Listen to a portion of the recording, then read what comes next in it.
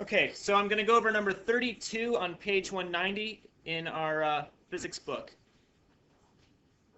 A 28-gram rifle bullet traveling at 230 meters per second buries itself in a 3.6 kilogram pendulum hanging on a 2.8 meter long string, which makes the pendulum swing upward in an arc.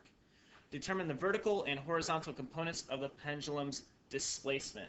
All right, so what we have here is we have, this is again number 32 on page 190. And this is chapter 7. We have a mass of the bullet, and that's going to be equal to 28 grams, but that, keep in mind, is in turn equal to 0.028 kilograms. Right? Got to make sure that we convert to kilograms. Let's make sure that you're in that habit of doing that right away. The initial velocity, and that's of the bullet, the initial velocity is 230 meters per second. We have a mass of the pendulum, and that is 3.6 kilograms. And we have a length of the string, and that's equal to 2.8 meters. We're not really going to need that length of the string until the very end, because if you remember, the length of the string is irrelevant, at least for the most part. It's irrelevant for the height that it goes. As long as the length of the string is long enough to allow it to go the full height, and it doesn't restrict it in some way, that length will be irrelevant. It's only matters for the horizontal.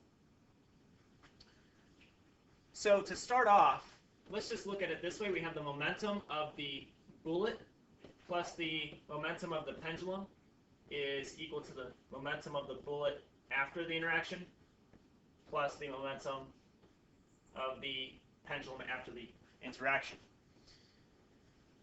Keep in mind that this here is going to equal 0, that the momentum of the pendulum before they interact is 0. So what's happening is this bullet comes in, strikes this pendulum, and has an inelastic collision. The pendulum object absorbs the bullet, and the bullet stays in it. So you have two objects essentially turning into one. So if I expand this here, I have, since the momentum of the pendulum goes to 0, I have the mass of the bullet times the velocity of the bullet, this is before the interaction, is equal to the velocity combined. Remember, the velocities are going to be combined, so I can just go right ahead and structure it this way. It's the mv of the bullet plus the mv of the pendulum after. But since I have combined velocities, I can structure it that way for that inelastic collision.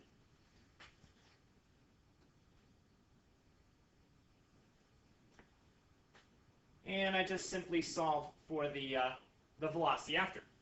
So the velocity prime, or velocity after, is going to be equal to nbvb over nb plus np.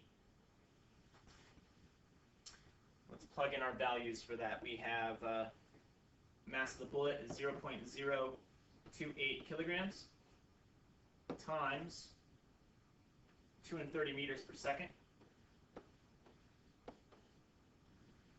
And that's going to be over the 0.028 kilograms plus the 3.6 kilograms of the pendulum.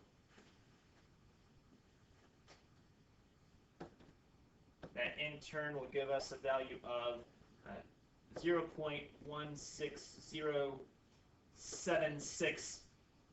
Oh, I'm looking at the wrong thing. I'm sorry. That's going to be 1.775 meters per second is what that will give us. Sorry about that. So that's a final velocity of both the pendulum and bullet together. That velocity will be 1.775 meters per second. So basically, as that pendulum is just dangling there, waiting to be hit, it gets hit the transfer of momentum from the bullet to the combined masses of the bullet and the pendulum cause it to have an initial velocity there of 1.775 meters per second. And that I say that's initial because it's now going to move up, and let's just say to the right.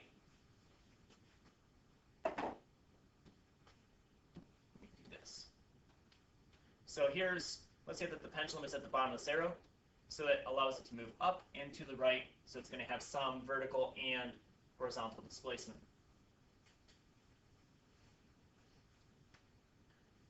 Now, I can find the vertical component height, the change in height, by looking at it from a standpoint of conservation of energy, both kinetic and potential. So what I have now is the kinetic energy plus the potential energy is equal to the kinetic energy plus potential energy. So that's before and after. Sometimes you can do it this way, right before or after, however you want to structure it. Personally, I prefer to actually just do that same sort of prime there.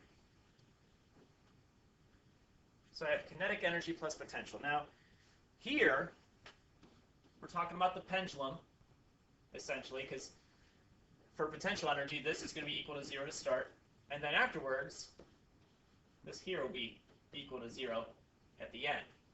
The potential energy is going to be 0 to start. Kinetic energy will turn into 0 at the end. So now I can just go ahead and plug in my 1/2 mv squared for kinetic energy.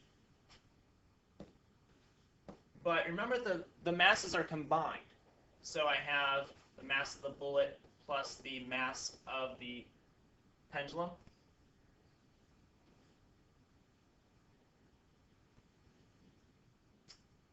And that's the same v prime as what we just had, so that's v prime squared. And that's going to equal the potential energy, and that's going to be mgh. But again, the masses are combined, so we have the mass of the bullet plus the mass of the pendulum. Those are combined, and that's g delta h. That's mgh, but the masses are combined. And I'm just going to structure it to solve for the change in height. All right, so solving for delta h here, we just need to manipulate the variables a little bit. So we wind up getting this. Let me scroll down a little. We have mass of the bullet plus the mass of the pendulum. Put that in parentheses. That's going to be times v prime squared. And that's going to be over the mass of the bullet plus the mass of the pendulum times g, right? Just dividing each side by that part. And that equals delta h. And if you take notice, that cancels out. You're right. Goes there. Sorry. Divided by 2, or the same thing as multiplied by 1/2, same thing. Thanks for catching that. And so just to rewrite it, we have v prime squared over 2g. Let's plug some numbers in. So we have the 1.775 meters per second. I'm going to put that in parentheses to show that the square applies to the number and the unit.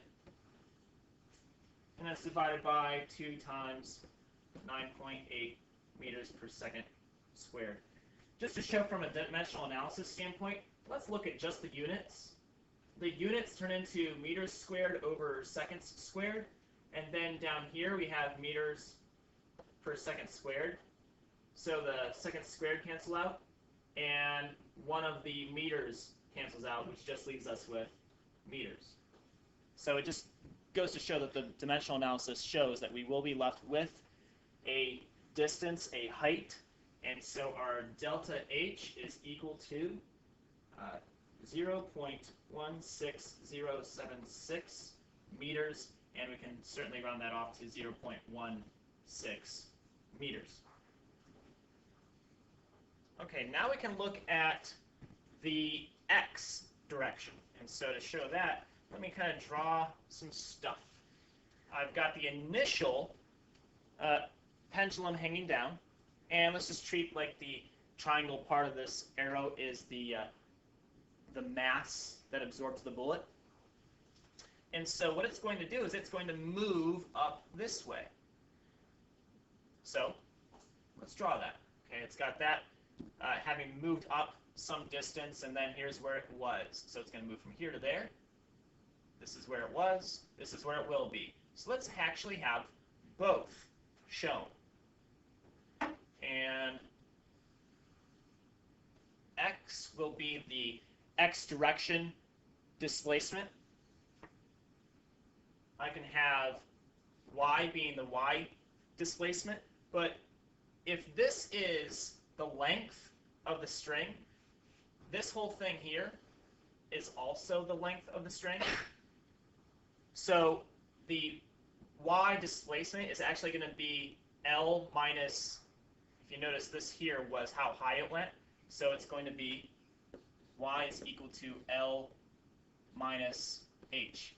L being the length of the string and h being the height.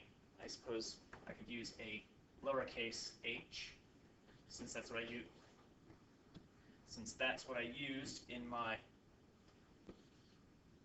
why is this thing not cooperating? There we go. Okay, since h is lowercase h is what I used in my previous problem. So we're talking about this right here is h, x, and L. And as we said, all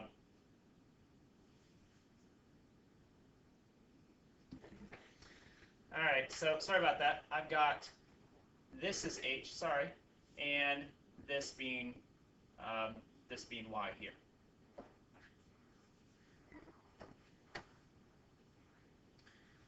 This I can treat as some angle theta, but I'm not even going to need that. Here I have a 90-degree angle. So essentially it turns into this. A squared plus b squared equals c squared. I have the y side of the triangle, so it's going to be L minus h squared plus x squared is going to equal L squared. Extend out my page here. And so what that turns into is that x is equal to the square root of L minus h squared, keeping my parentheses, plus L squared.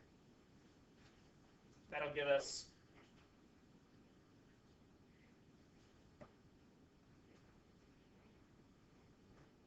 a mistake ridden here today.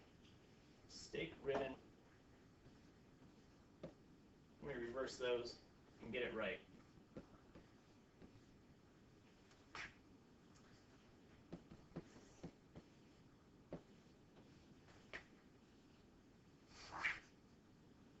And that's meters. Mistake ridden today.